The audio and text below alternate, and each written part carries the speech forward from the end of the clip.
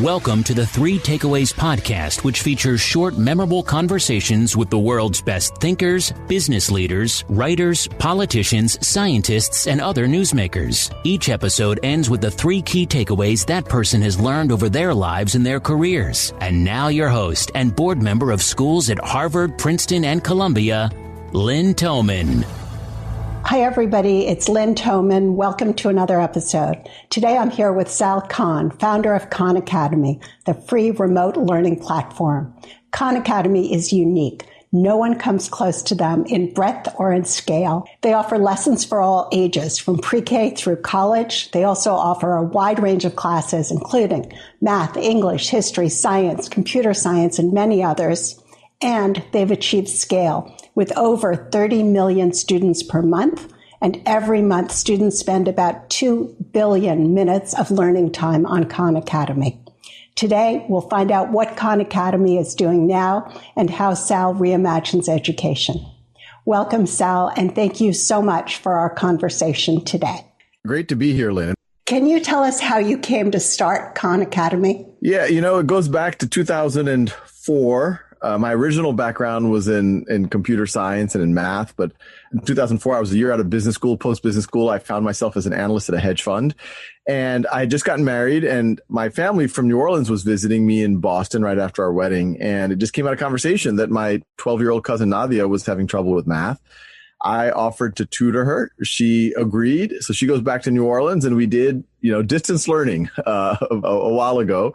And, the early days was just trying to deprogram her lack of self-confidence. But then slowly, surely, she started to get that confidence back. She started to learn unit conversion, which is where she had difficulty. That was what caused her to be placed into a slower math class. And then she got caught up and actually got a little ahead of her class. And at that point, I became what I call a tiger cousin.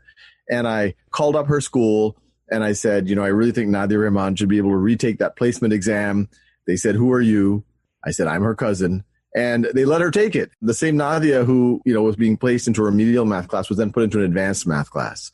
So I was hooked. It was a cool way for me to stay connected with my young cousin. I enjoy teaching, tutoring. I enjoy the academic subjects. So then I started working with her younger brothers. Then you fast forward about 12 months, 18 months.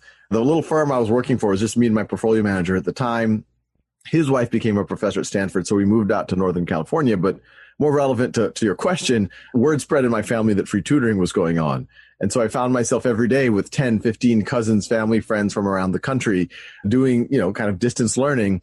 And I saw a pattern that a lot of them just had gaps in their knowledge, that it wasn't the issue that they weren't bright. It wasn't the issue that they didn't have great teachers. It's just that if you're in an algebra class, but if you had a gap from fifth grade dividing decimals or a gap from sixth grade negative numbers, it's very hard to address that in an algebra class that's just trying to teach you the algebra. And so I started writing some software for them to practice and fill in all of their gaps in all of these different skills. And that was the first Khan Academy. It had nothing to do with videos. And I wrote a little database so that I could keep track of what they were doing. And I was showing all my friends knew that I had this crazy family project that I was writing software for them and tutoring them every night after work. And my friend Zuli said, "Well, how are you scaling your lessons up?" And I said, "Well, it's hard, Zuli. Even with 10 or 15 cousins, I feel like I'm repeating the same thing over. It's hard to cater to their individual needs." And he said, "Well, why don't you record some of your lessons as videos and upload them onto YouTube for your family?" And I immediately thought that was a horrible idea. I said, YouTube is for cats playing piano. It is not for serious mathematics. But I went home, got over the idea that it was not my idea, and I gave it a shot. And, I just started making videos on stuff that I was getting a lot of questions on. And I started telling my cousins, look, watch this at your own time and pace. And that way, when we get on the phone, we can go a little bit deeper. And after about a month of that, I asked them for feedback, and they somewhat famously gave me the backhanded compliment that they like me better on YouTube than in person. And I took that as positive feedback. And at first, it's counterintuitive. Like, why would they like this video version of their cousin versus their cousin? And they weren't saying that they didn't appreciate me calling them and having the live human help. That was essential.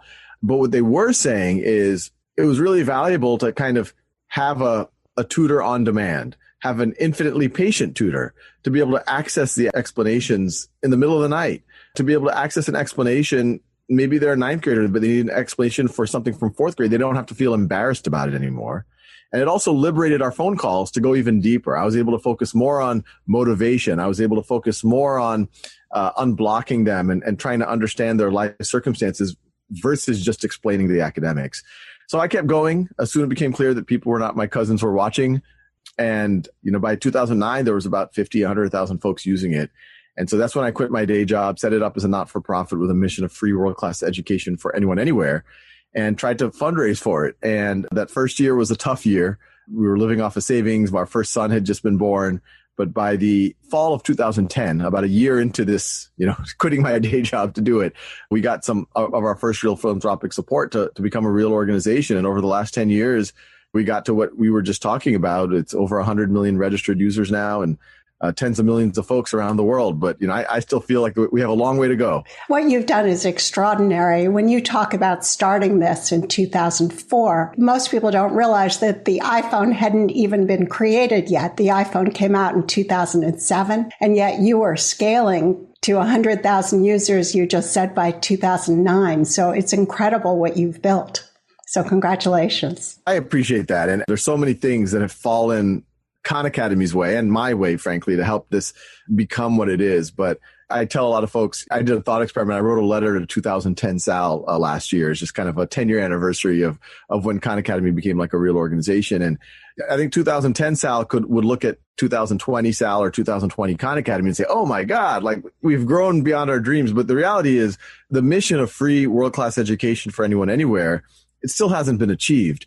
And I think Khan Academy from 2010 to now, we've kind of proven that we can do something highly efficacious, highly cost effective, high social return, and do it at the scale of tens of millions. But I think the next phase of Khan Academy is actually going to be even more interesting. Can we scale to billions? Can we actually deliver over the next few decades of literally almost everyone or everyone has access to a free world-class education? For someone who's listening now, and isn't that familiar with Khan Academy, can you explain a little bit about how it works and what makes Khan Academy unique? Yeah, so its current incarnation of Khan Academy, you can imagine there's many ways to try to provide a free world-class education for anyone, anywhere. And I wouldn't claim that we've solved it, as I just said. It's a journey. A lot of our early users, and still a lot of those 30 million that are coming every month, are folks who need help with the topic. So they might do a web search. A lot of them have now know about Khan Academy, so they might go directly to Khan Academy and look up the topics they need. It's practice, and the practice we provide on Khan Academy isn't just 4 questions, and once you do them, you're kind of done, whether you got them right or wrong. For every skill, and this is true in math, we have math from pre-K all the way through the core of college. We have science, all the sciences at the high school level. We're hoping to build at the middle school, elementary school level. We have humanities at the high school level. We're the official practice for the SAT. But the practice component of Khan Academy allows for personalization and mastery. So for every skill, there's actually, from a student's point of view, a functionally infinite set of questions. Usually there's about 30 questions per skill, but a student might do 5 or 6 at a time. But students get as many shots as goal to establish mastery. And mastery isn't just by getting 4 or 5 questions right of a specific skill. They have to do that. Then they have to do it in a context switching mode. Then they can do it on unit tests and course challenges. And then to support that practice, there's solutions for everything. There's hints. There's videos. Those early videos that I was making for my cousins were really in support of the practice, and they still are. And we're hoping to add as many supports as possible, including one of our strongest supports today is tools for teachers. They should be able to be empowered with the same data that I was empowered with when I was tutoring my cousins, to know who's progressing, who's not, how much time are they spending, who's engaged, who's not, and what are actionable insights so that they can know who to intervene with different students. So our goal, anyone can go. It's all free. It's all not commercial. There we have a Khan Academy Kids app that's actually reading, writing, and social emotional learning for the ages 3 to 7 crowd. And then we have the older Khan Academy for elementary, middle, and high school and early college age students, where they can get as much practice and feedback as they need. And, the vision, the hope is that we can keep doing this to cover all core academic subjects, do it in a personalized, highly engaging way, and eventually actually do some form of credentialing. Why are we unique? I think there's 2 layers of it. I think one is maybe the ambition of the mission. I think there aren't a lot of organizations that are actually striving to do what we're doing, of actually try to provide all core academic subjects across so many subjects and grades, and practice and do it in a mastery learning framework that's engaging. But I think if you get to kind of the core of even, how all of this started and why maybe some of that original content that I was making for my cousins resonated and hopefully continues to resonate, I think it was fortunate that this started as a family project. And I think people can sense that there is I don't want to sound cheesy, but there's a love. There's a love in it. I don't know if that was grammatically correct. There's love in it. But that thought came across. That first content I was making for my family, even in the videos, it was very comfortable, very conversational. It really felt like we were sitting at the kitchen table together. I would crack jokes because I really didn't think anyone was listening.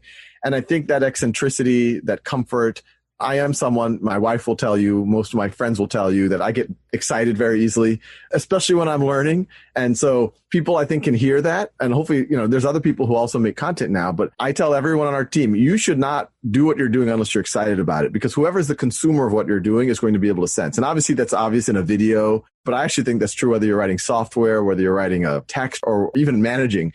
I think it's really important that you care and that you have passion for what you're doing, because that translates into all of the output. But I actually do think that is one of our secret sauces. I can't tell you how many, billion-dollar publishing houses will put an army of very smart people on something, but the end product seems very sterile, kind of stripped of all passion. It sounds like your GPS. The next step of photosynthesis is where, it's just like you're as human beings, we check out on things like that. What are the other parts of your magic, your secret sauce? I think it's that. I think it's the comprehensiveness. We cover across subjects and grades. It's strange for me to say this, but when you think about the education space and you think about the notion of like a brand, there's a lot of companies that you can list that have been in education for many years. You can list the publishing houses. But when people say, are there brands in education? Where if you say that entity is producing something, to you, it evokes something, hopefully something positive. I think that's where we didn't set out to build a brand. But I think if you were to ask a lot of students, what does Khan Academy mean? They'll say, oh, that's like this is the tutor my family could not afford. Khan Academy helped me learn entire subjects at a rigorous world-class level that my class wasn't offering. Teachers will say, it feels like my teacher's assistant. Hopefully they say, I feel like I know Sal. I feel like I know the people who work at Khan Academy. They've got my back. Khan Academy is about wonder. It's about curiosity. And I think that hopefully carries through in our content. It has been said that data is the new oil. You have millions of monthly users and hundreds of millions, I guess billions, as you said, of minutes of learning views and 15 or so years worth of data. You have the most data on education of anyone. What have you learned from all that data? We've been able to use data to understand which content is more engaging, understanding which learning mechanics are more likely to keep someone engaged or not, which ones are more likely to drive learning outcomes. And I think we're just scratching the surface. I think as we go 5-10 years in the future, I'm hoping that Khan Academy can actually help push forward some of the learning science, because it is a platform where we could very easily run experiments and with very, very large data sets to understand what can really help students better learn. Who does Khan Academy work best for? Well, it depends what the use case is. I think if you compare Khan Academy as kind of a standalone resource, and then you compare it to what the students had before, like a textbook, I think for almost all students, Khan Academy is going to be more engaging than their textbook. And Khan Academy is going to provide more practice with more feedback and more supports than their textbook. There, it's a very clear benefit for all students.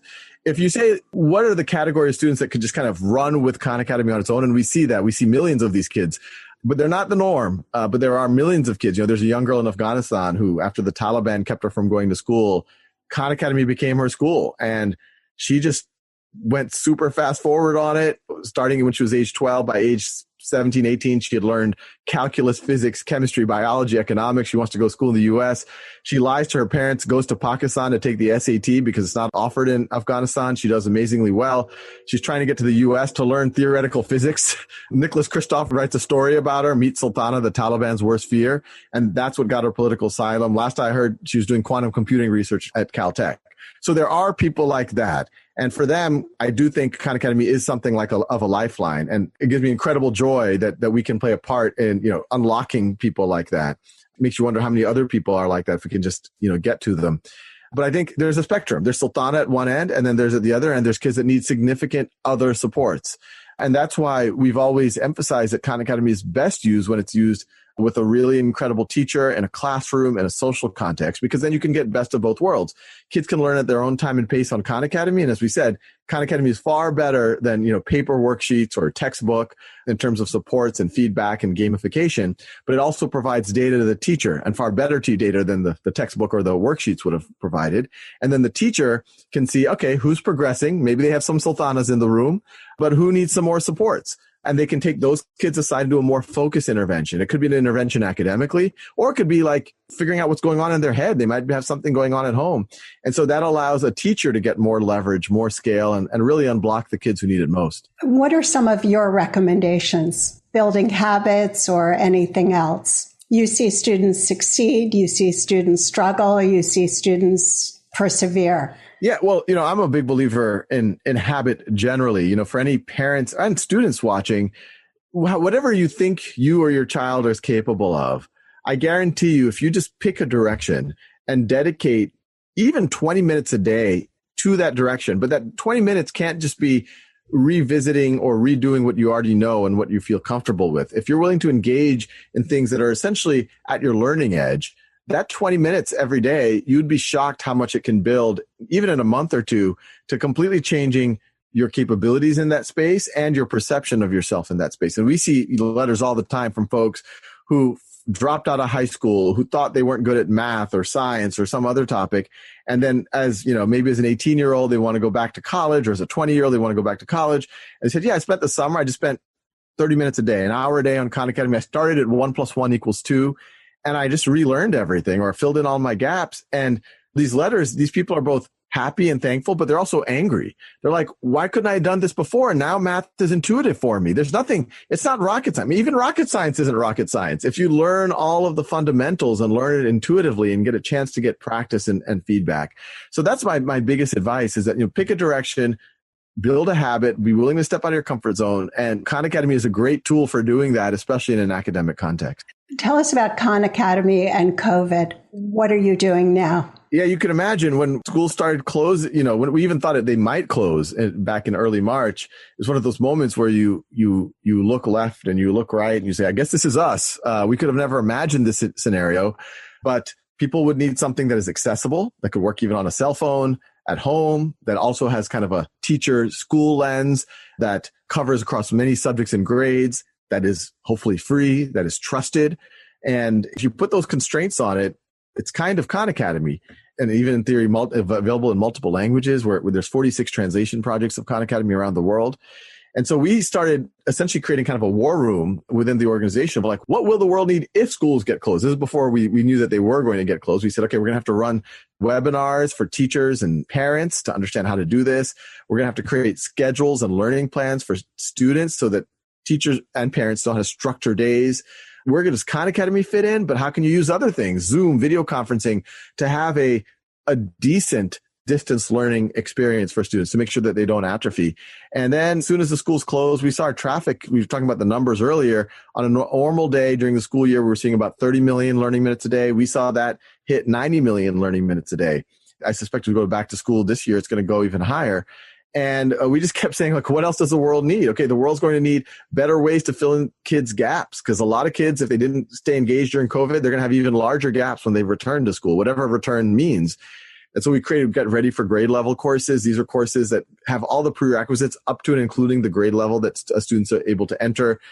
They can take a course challenge. If they get 80 or 90% of the course challenge, then the teacher or the student or the parent can feel confident that they're ready for grade level. If they don't, they can keep working, fill in those gaps. They can do that in parallel while they work on their own time and pace at the grade level course. So we're just trying to do a full court press right now. And, we're entering into a school year that is very likely to be distanced. And, people I know in the know on the vaccines and the therapies, they think this is going to be a year.